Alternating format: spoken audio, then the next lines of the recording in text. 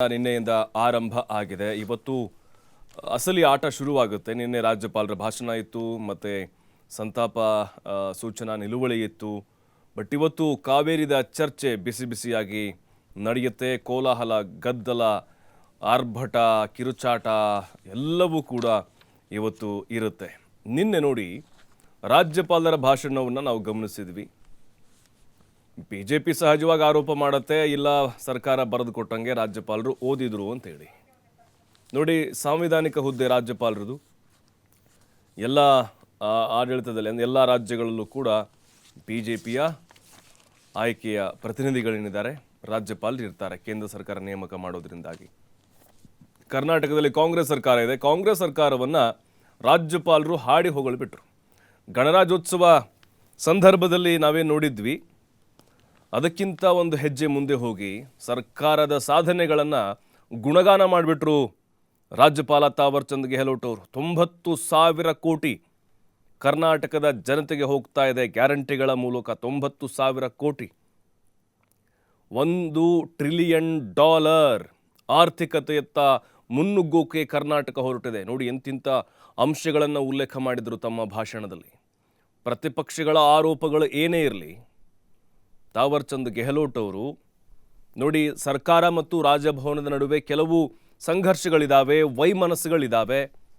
ಅದೆಲ್ಲವನ್ನ ಬದಿಗಿಟ್ಟು ಸರ್ಕಾರದ ಮಹತ್ವಾಕಾಂಕ್ಷಿ ಯೋಜನೆಗಳ ಬಗ್ಗೆ, ಸರ್ಕಾರದ ಆ ಒಂದು ಸಾಧನೆಗಳ ಬಗ್ಗೆ ನಿನ್ನೆ ಹೊಗಳಿದ್ದು ರಾಜ್ಯಪಾಲ ತಾವರ್ ಚಂದ್ ಗೆಹ್ಲೋಟ್ ಅವರು.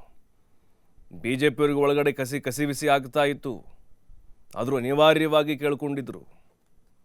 ಅಂದರೆ ಗ್ಯಾರಂಟಿ ಇಡೀ ದೇಶ ಅಲ್ಲ, ವಿಶ್ವಸಂಸ್ಥೆನೇ ಮೆಚ್ಚಿಕೊಂಡಿದೆ.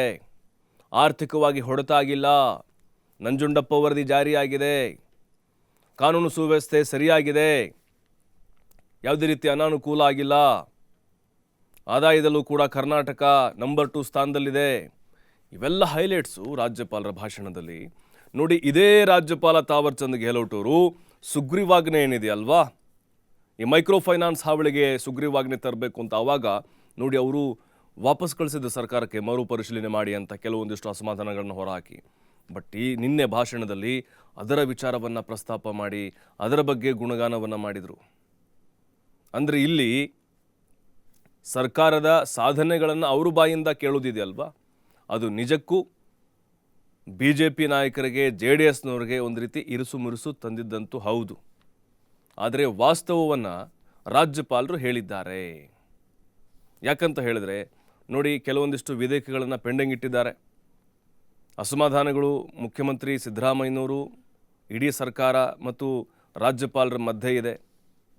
ಅದೆಲ್ಲವನ್ನು ಹೊರತುಪಡಿಸಿ ನಿನ್ನೆಯ ಭಾಷಣದ ಹೈಲೈಟ್ಸ್ ನೋಡಿದರೆ ಖಂಡಿತವಾಗ್ಲೂ ಈಗ ರಾಜಕೀಯ ಒಂದು ಕೆಸರೆರಚಾಟವನ್ನು ಹೊರತುಪಡಿಸಿದರೆ ಸರ್ಕಾರದ ಅಸಲಿ ಕೆಲಸ ಏನಾಗಿದೆ ಅನ್ನೋದನ್ನು ತೆರೆದಿಟ್ಟಿದ್ದಾರೆ ಅಂತ ಹೇಳ್ಬೋದು. ನಿಜಕ್ಕೂ ಜೀವನ ಅದು ಹಾಗೆ ಅನ್ನಿಸ್ತು. ರಾಜ್ಯಪಾಲರ ಭಾಷಣ ಸಹಜವಾಗಿ ರಾಜಕೀಯ ಸ್ವರೂಪನ ಪಡೆದುಕೊಳ್ಳುತ್ತೆ. ತಾವರ್ ಚಂದ್ ಗೆಹ್ಲೋಟ್ ಅವರು ನಿನ್ನೆ ಮಾಡಿದಂಥ ಭಾಷಣ ನೋಡಿದ್ರೆ ಉತ್ತರ ಅಂತ ಅನಿಸ್ತಾ ಇದೆ ಪ್ರತಿಪಕ್ಷಗಳಿಗೆ.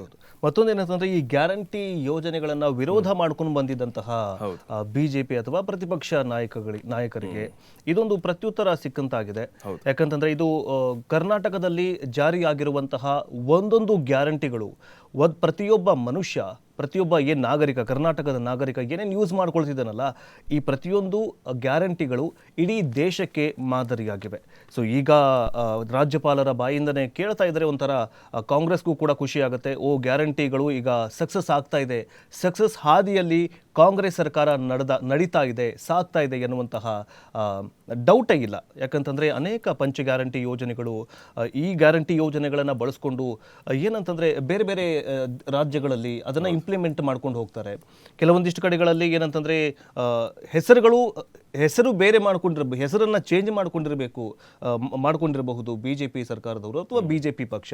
ಬಟ್ ಕೆಲವೊಂದಿಷ್ಟು ರಾಜ್ಯಗಳಲ್ಲಿ ಏನಂತಂದರೆ ಈ BJP ಚುನಾವಣಾ ಪ್ರಣಾಳಿಕೆಗಳಲ್ಲಿ ಹಾಕ್ಕೊಂಡಿದ್ದಾರೆ. ಬಟ್ ಏನಂತಂದರೆ ಹೆಸರುಗಳನ್ನು ಬೇರೆ ಬೇರೆ ಹಾಕ್ಕೊಂಡಿದ್ದಾರೆ. ಯಾರು ವಿರೋಧ ಮಾಡ್ತಾ ಇದ್ರಲ್ಲ ಗ್ಯಾರಂಟಿ ಯೋಜನೆಗಳನ್ನು, ಈಗ ಅವರೇ ಇಂಪ್ಲಿಮೆಂಟ್ ಮಾಡಿಕೊಂಡು ಅವರ ಬಾಯಿಂದಲೇ ಈಗ ಗ್ಯಾರಂಟಿ ಯೋಜನೆಗಳು ಸಕ್ಸಸ್ ಆಗಿವೆ ಅಂತ ಕಾಂಗ್ರೆಸ್ ಸರ್ಕಾರಕ್ಕೆ ಹೇಳ್ತಾ ಇದ್ದಾರೆ.